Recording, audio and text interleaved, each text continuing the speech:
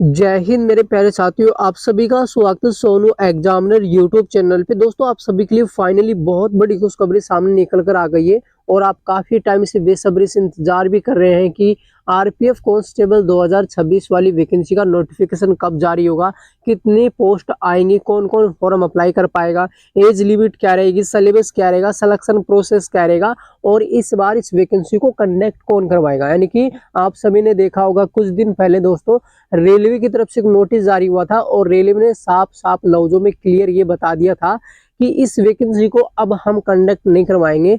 RPF constable SI की जो vacancy आएगी 2026 के लिए, तो इस वैकेंसी का नोटिफिकेशन कौन निकालेगी? एसएससी निकालेगी। तो एसएससी निकालेगी और एसएससी इस वैकेंसी को कंडक्ट करवाएगी। जो भी कुछ होगा दोस्तों एसएससी करवाएगी, ठीक है। तो अब ये वैकेंसी कब आएगी और कितने पदों पे आएगी, और सबसे बड़ी बात तो ये कि अगर एसएससी इस वैकेंसी को कंडक्ट करवा रही है तो फिर तो वैकेंसी में काफी बड़ा बदलाव भी देखने को मिलेगा। अब बदलाव कहाँ कहाँ पे देखने को मिलेगा, इस वीडियो के अंदर आप सभी दोस्तों को step by step complete information मिलेगी आरपीएफ कांस्टेबल 2026 की न्यू वैकेंसी को लेकर के। तो सभी दोस्त वीडियो के एंड तक जरूर बने रहिए। अगर चैनल के ऊपर पहले बार तो चैनल को जरूर से सब्सक्राइब करके बेल आइकन को प्रेस कर लेना। जब भी आरपीएफ कांस्टेबल से संबंधित कोई भी नई अपडेट आती है तो उसकी जानकारी तुरंत आपको अपनी चैनल के माध्यम से मिल जाएगी। तो चलिए दोस्तों, अब ज्यादा टाइम वेस्ट ना करते हैं, वीडियो को आगे की तरफ कंटिन्यू करते हैं। तो देखिए दोस्तों, सबसे पहले डिस्कस करते हैं कि आरपीएफ कांस्टेबल 2026 रिक्वायरमेंट कब आएगा। तो इस वैकेंसी का जो रिक्वायरमेंट है ना, ये एक्चुअली में कब जारी होगा, कितने पदों में वैकेंसी आएगी, कौन कंडक्ट करवाएगा। तो ये वैकेंसी कंडक्ट करवाएगी एसएससी, बट एसएससी ने इस वैकेंसी को लेकर के 2026 के कैलेंडर में भी जिक्र नहीं किया। तो फिर ये वैकेंसी स्पेशल अलग यानी कि मुद्दे पे आएगी। यानी कि जैसे कि मान लीजिए अगर इस वैकेंसी को लेकर के डिस्कस करें तो जीडीएस एसएससी जीडीएस की जो वैकेंसी थी उसके साथ भी ऐड करके वैकेंसी को नहीं निकाल ली एसएससी ने।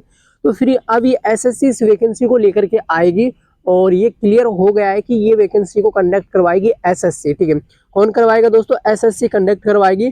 तो एसएससी कंडक्ट करवाएगी तो कैलेंडर में इसका कोई जिक्र नहीं है।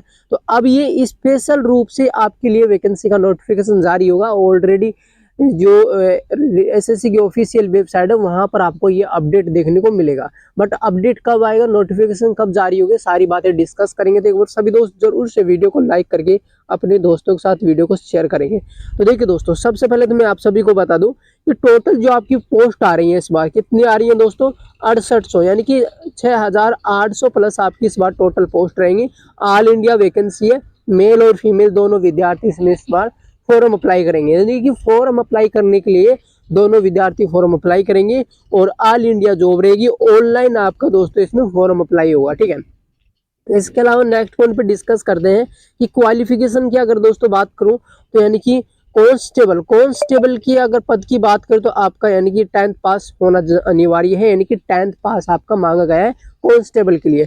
एसआई की बात करूं तो एसआई पोस्ट के लिए दोस्तों आपका यानी कि ग्रेजुएशन 12th पास, ठीक है। 12th पास तो होना अनिवार्य है इस बार, ठीक है, अनिवार्य इस बार दोस्तों आपका रखा गया है एसआई के लिए 12th पास, ठीक है।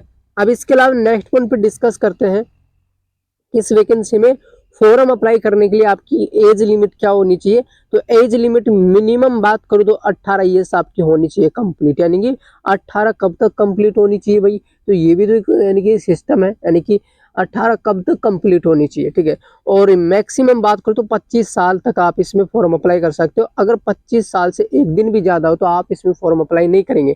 बट रुको, आपको एज रिलैक्सेशन भी मिलता है गवर्नमेंट के रूल के अनुसार।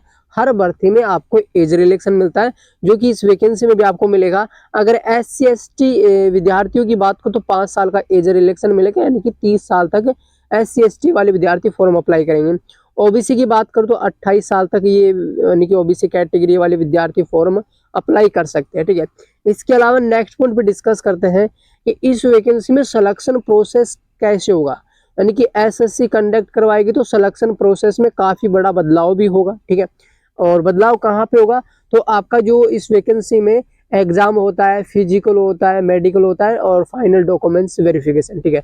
तो बदलाव आपका सिर्फ 2 जगह देखने को मिलेगा, एग्जाम पैटर्न में और दोस्तों आपका फिजिकल में, ठीक है। यहाँ पर आपका बड़ा बदलाव होने की संभावना है, जो कि मैं आप सभी को यहाँ पर एक बार कंप्लीट इन्फॉर्मेशन दे देता हूँ। देखो, इस वैकेंसी में जो सिलेक्शन प्रोसेस होता है ना, आपका सिलेक्शन प्रोसेस यानी कि पहले क्या होगा, आपका एग्जाम होगा यानी कि CBT1 एग्जाम होगा। CBT1 एग्जाम होता है यानी कि कंप्यूटर बेस्ड टेस्ट आपका एग्जाम होगा। इसके बाद सेकंड राउंड में आपका होगा दोस्तों क्या, फिजिकल टेस्ट यानी कि PET आपका होगा, PET होगा, ठीक है। PET जैसे आप क्लियर कर लोगे तो उसके बाद में आपका MT यानी कि मेडिकल टेस्ट होगा। MT का मतलब दोस्तों मेडिकल टेस्ट होगा। जैसे आप मेडिकल टेस्ट क्लियर कर लेते हो उसके बाद में आपका होगा दोस्तों डॉक्यूमेंट्स वेरिफिकेशन। डॉक्यूमेंट्स वेरिफिकेशन के बाद फिर आपकी दोस्तों फाइनल मेरिट लिस्ट निकल के आएगी, और फाइनल मेरिट लिस्ट में जिन विद्यार्थियों का नाम होगा उनको मिलेगी ज्वाइनिंग, ठीक है।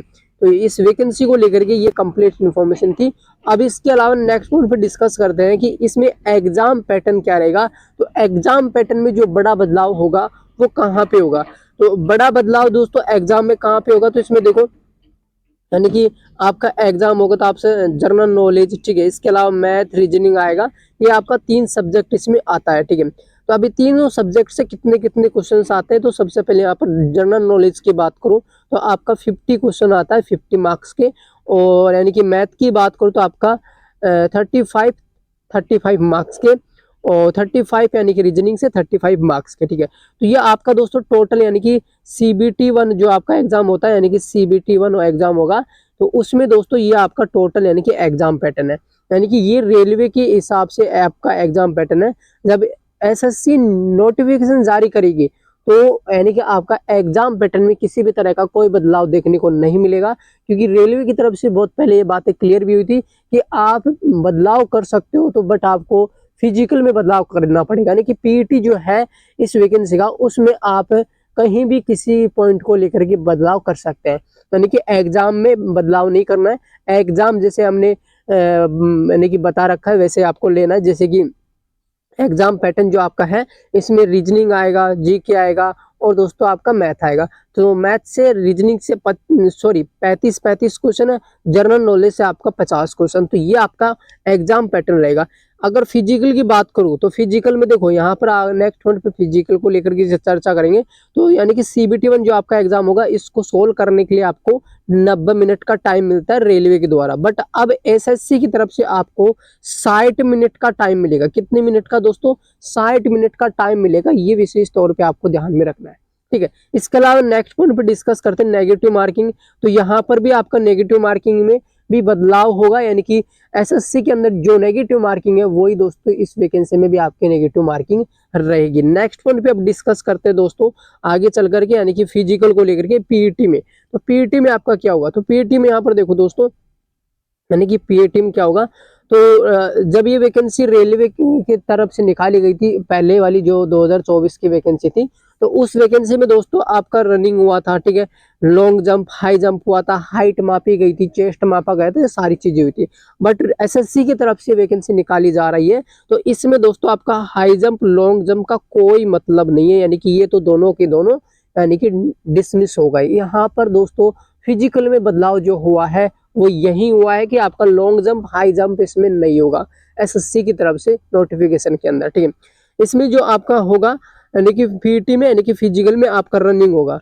तो रनिंग होगा, हाइट मापी जाएगी। तो यहाँ पर हाइट को लेकर के अगर दोस्तों चर्चा करें तो मेल और फीमेल यानी कि जर्नल OBC AWS कैंडिडेट की अगर बात करें मेल फीमेल की, तो मेल की दोस्तों 165 सेंटीमीटर और फीमेल की 157 सेंटीमीटर आपकी हाइट होनी चाहिए।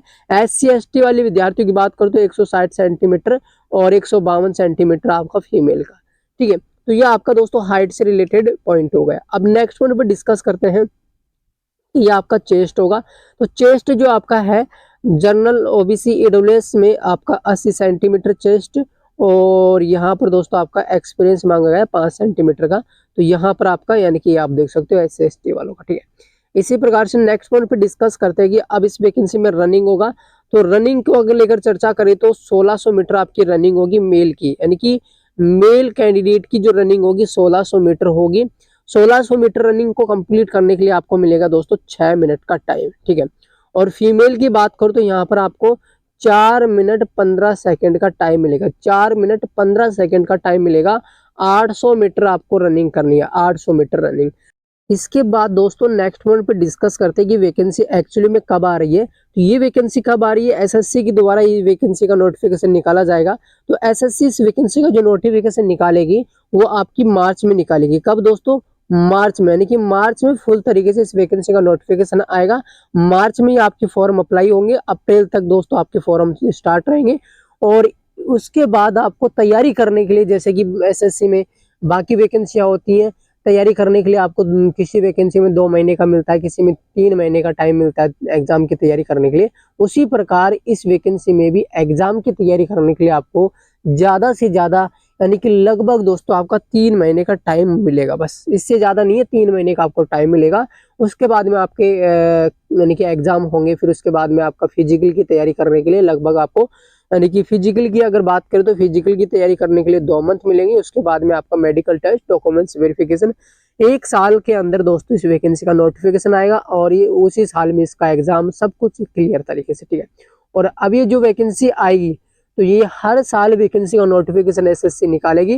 तो एसएससी के हाथ में इस वैकेंसी का सारा मुद्दा है। तो एसएससी निकालेगी तो फिर ये वैकेंसी हर साल आएगी, और वो भी दोस्तों कम पदों पे है। ऐसे नहीं है कि आपकी 20,000 पद, 25,000 पद आ गए, 30,000 पद आ गए, नहीं। ये वैकेंसी का नोटिफिकेशन आएगा ओनली फॉर, ज्यादा से ज्यादा आपका यानी कि 7,000 प्लस पोस्ट रह सकती है, और मिनिमम बात करूँ तो आपकी 2,000 प्लस पोस्ट रही रहेंगी, ठीक है।